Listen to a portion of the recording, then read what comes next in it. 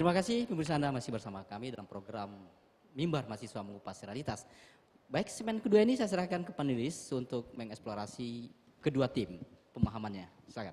Ya, terima kasih Bang Rian. Menarik nih diskusi pro kontra antara tim yang mendukung penataan hiburan malam dengan tim yang kontra ya. Menariknya di hiburan malam syariah ini sudah bingung nih seperti apa konsep hiburan malam syariah itu. Karena kota-kota besar di dunia kan rata-rata kan memang persoalan utama itu memang menata hiburan malam. Dibenci sekaligus dibutuhkan. Sama seperti rokok. Ya kan, rokok itu kan dibenci. Tetapi dibutuhkan cukainya, pemasukan negara yang sangat besar di sana. Nah, ini kontra dan pro sebenarnya kan bisa mengeksplorasi lagi gitu ya. Seperti dari pro tadi itu kalau kita lihat mestinya ditonjolkan negatif yang telah terjadi dari hiburan malam itu apa di Kota Padang. Ya. Apakah narkoba? Kan ada berita tuh, ya misalnya apakah narkoba, pelacuran misalnya kan, atau tidak patuh kepada ketentuan yang ada di Perda. Sehingga ini kan bisa dimunculkan bahwasanya memang yang resmi itu ya itu melakukan pelanggaran berdasarkan bukti yang ada, ya berdasarkan berita yang ada. Nah ini kan mesti dieksplorasi, ini pantas untuk ditutup gitu ya.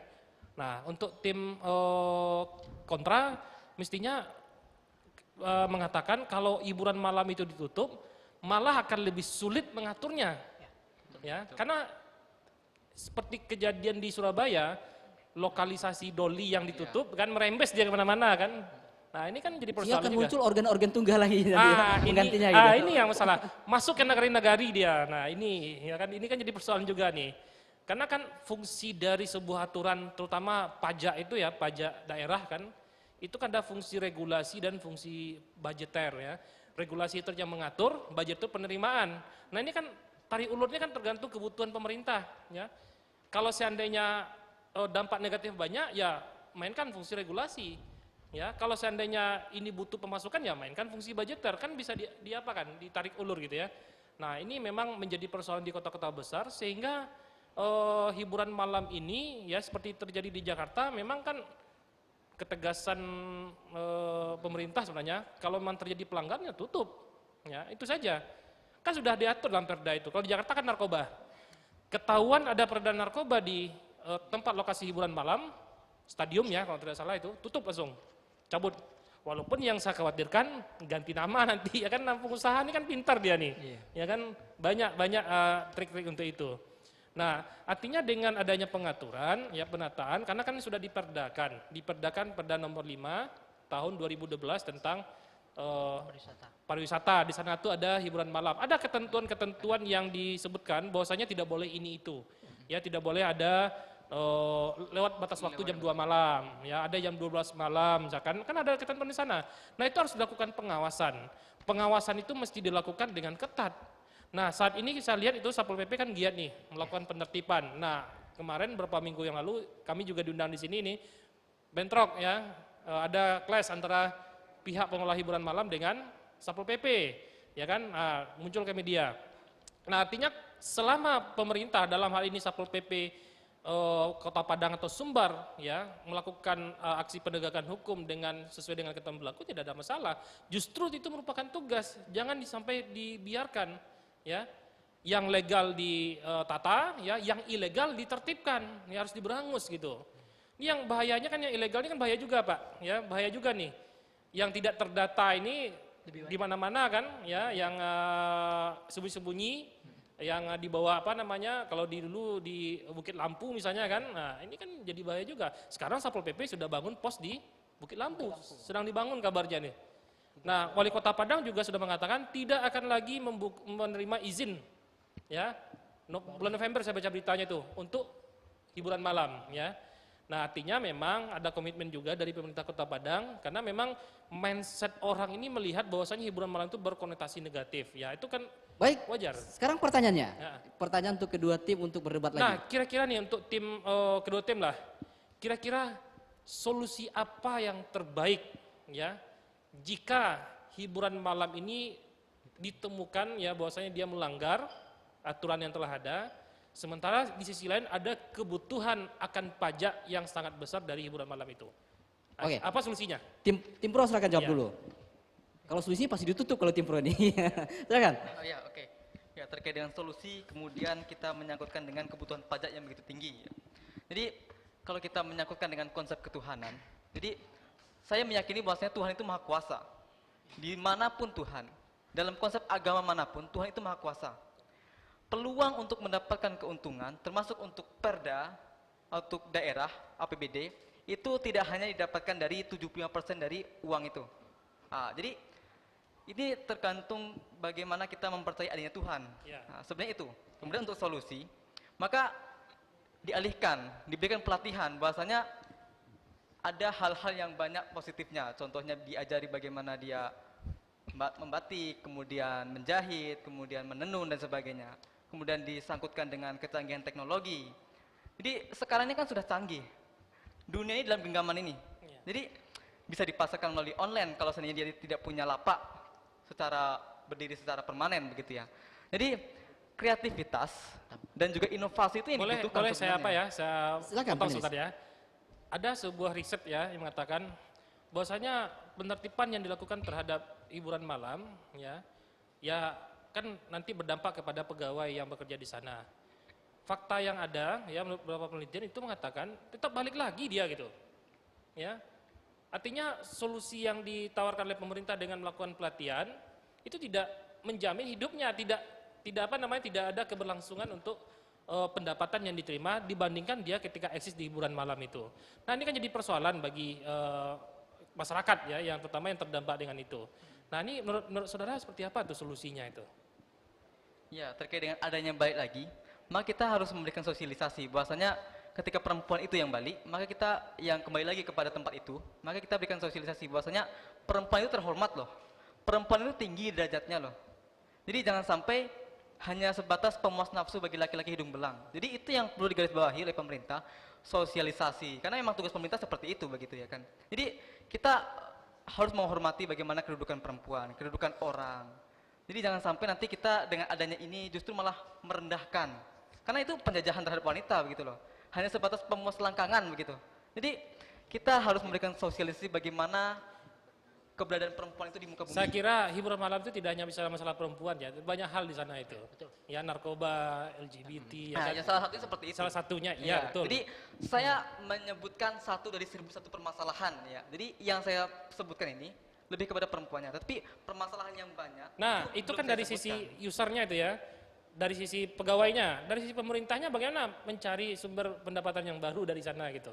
Ya. Kan ini kan hilang kan, taruhlah kita tutup, ya kan. Artinya legal maupun ilegal tidak boleh di Kota Padang, ya.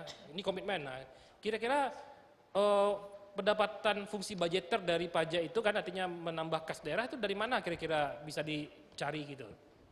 Ya, kita Ada bisa kalau kita bandingkan dengan kita contohkan kepada Padang.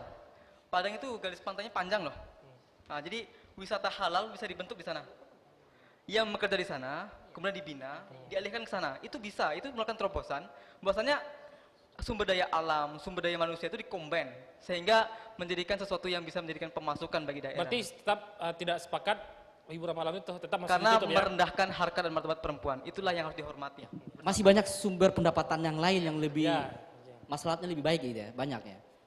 Ya. Pertanyaan sama kayak Oke, kontra juga. ya, artinya ini permasalahan jelas ada ya. Saya yakin tim tim penutupan ya yang penataan yakin setuju bahwasanya ini permasalahan ini ada.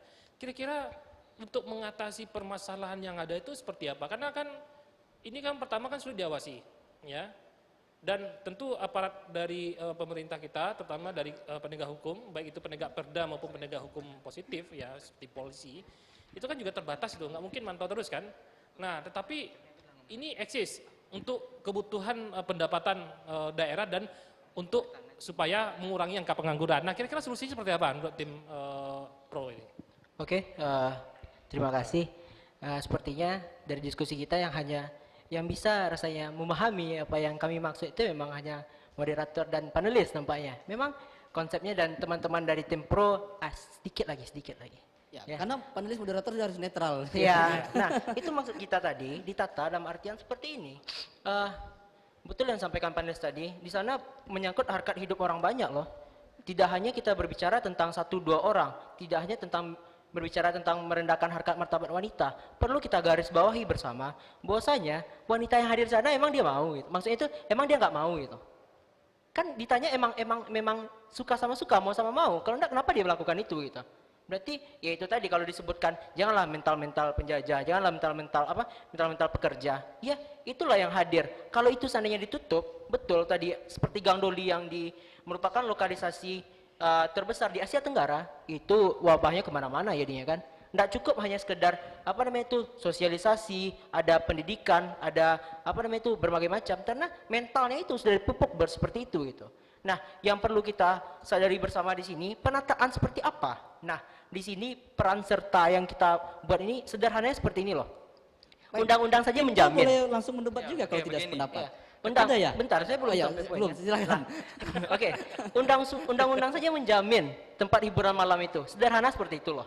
Dan diatur, di Perda pun diatur bagaimana penyelenggaraannya, apa yang dilarang, sampai jam berapa, apa saja yang termasuk konten dari hiburan Nah, malam. kalau seandainya ada yang melanggar, setuju ditutup? Bagaimana? Kalau ada yang melanggar nih, yang legal ya, yang legal. Kalau yang ilegal kan jelas dia sudah melanggar kan, setuju nggak ditutup? Kalau ada tempat hiburan malam yang melanggar isi dari perda itu, setuju nggak ditutup? Oke, seperti ini. Tentu ditutup dalam artian seperti apa? Kalau seandainya dia melanggar sekali langsung ditutup, itu nggak real dong, nggak fair gitu. Seandainya karena harus ada memang aturan yang tegas dari pemerintah. Setuju nggak aturannya dirubah? Setuju. Kalau ketahuan melanggar, ditutup?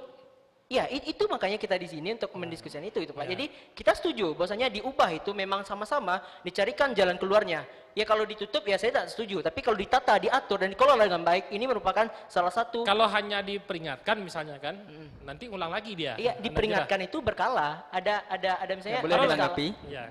Oke, Oh, ya, ada yang silakan. salah. Jadi Kita 1 sampai kita 3 dengar. seandainya sudah 3 kali ditutup. Dengar tim pro, Instruksi. silakan pro. Sedikit saya tertarik dengan apa yang disampaikan oleh tim kontra tadi ya. Mungkin di situ mungkin dapat kembali kami bertanya kepada tim kontra yang mana apakah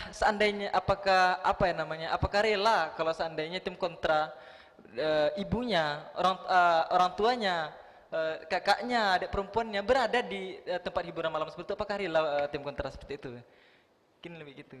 Ya, silakan jawab. Ya. Oke, Ya, terima terkait dengan kasih. hal tadi jawaban Ya. pertanyaan penulis soal penataan tadi, kaitan dengan itu. Kalau misalkan tim kontra yang terus-menerus mengatakan bagaimana harkat martabat wanita dan perlu teman-teman ketahui bahwasanya tidak ada satupun khususnya di Kota Padang yang mau menerima pekerjaan seperti itu. Itu harus ditekankan pertama lebih dulu. Mereka melakukan seperti itu dikarenakan memang ekonomi itu memiliki ketimpangan dalam mencukupi kebutuhannya sehari-hari. Dan dalam penataan, ya memang seperti dikatakan oleh rekan saya tadi, memang harus dilakukan penataan dan pengawasan yang lebih jelas. Untuk penutupan apabila telah melanggar aturan yang sangat-sangat berat dan sudah dicantumkan dalam perda, itu bisa atas dasar perda bisa kok ditutup. Dan Ya, interupsi. Instruksi sebentar. Jadi Oke. teman saya menjelaskan bahwasanya apakah rela gitu ya, tapi jawabannya kemana-mana. Jadi jawab dulu, apakah rela gitu ketika ibu saudara, adik perempuan saudara, kakak perempuan saudara Baik. di tempat hiburan malam itu Ya, ini digerayangi sebenarnya laki-laki, apakah rela begitu loh? Kalau tim kontra, Ini melakukan tindakan ini preventif. tempat hiburan malam kalau betul-betul dia mengikuti perda. Contohnya tidak boleh ada sekat-sekat, di ruangan tidak boleh ada kamar mandi, pramuria tidak boleh seksi, tidak boleh anak di bawah umur. Itu kan sudah menjadi sebuah tempat hiburan yang sehat kira-kira ya. Siapapun akan bersedia untuk datang bersama keluarga untuk berkaraoke ria gitu lah. Bagaimana ya? Oke, maka dari itu perlu ditekankan. Kalau misalnya rela atau rela, tentu nggak rela tentang tempat hiburan malam. Kalau misalkan kita masih dengan kondisi teman-teman dari tim pro yang mengatakan bahwasanya konotasi hiburan malam itu merupakan konotasi yang negatif. Kalau kita masih berbicara Karena seperti itu, teman-teman Oke, mengatakan belum, saya belum sebentar, selesai. instruksi sebentar. Mungkin tim-tim dari tim kontra mungkin belum membaca berita yang baru-baru ini ada ramai di sosial media. Belum genap 1 bulan yang lalu pada 25 November yang lalu, sebanyak 45 pekerja hiburan malam di Padang terjaring razia Satpol PP dan tertangkap disita 20 botol minuman keras. Ketika itu harus pembinaan, sedangkan botol minuman keras terlanjur itu tersebar. Bagaimana pendapat saudara tentang hal itu? Oke, untuk pertanyaan pertama tadi sebenarnya belum saya jawab, jadi tapi sudah masuk pertanyaan baru. Oke, bolehkah saya menyampaikan pendapat saya? Oke, terima kasih. Oke, untuk saat ini memang kalau misalkan dikatakan rela atau nggak rela, tentu nggak rela dengan konotasi negatif seperti teman-teman pro katakan. Tapi kita di sini menuntut bahwasanya adanya tata dari pemerintahan mengenai tentang pengawasan atau penertiban pada adanya tempat hiburan malam. Seperti itu. Dan juga dan saya sedikit menyinggung tadi menurut pendapat teman-teman dari pro bahwasanya revolusi industri 4.0 itu belum sempat dan belum merambah kepada seluruh masyarakat. Di sini memang kepada kita generasi milenial tentu kita Baik, ini sebelum mengambang kembali ke panelis lagi. Silakan panelis Ya. untuk. Ini kenapa ada hiburan malam? Karena ada pasarnya gitu ya.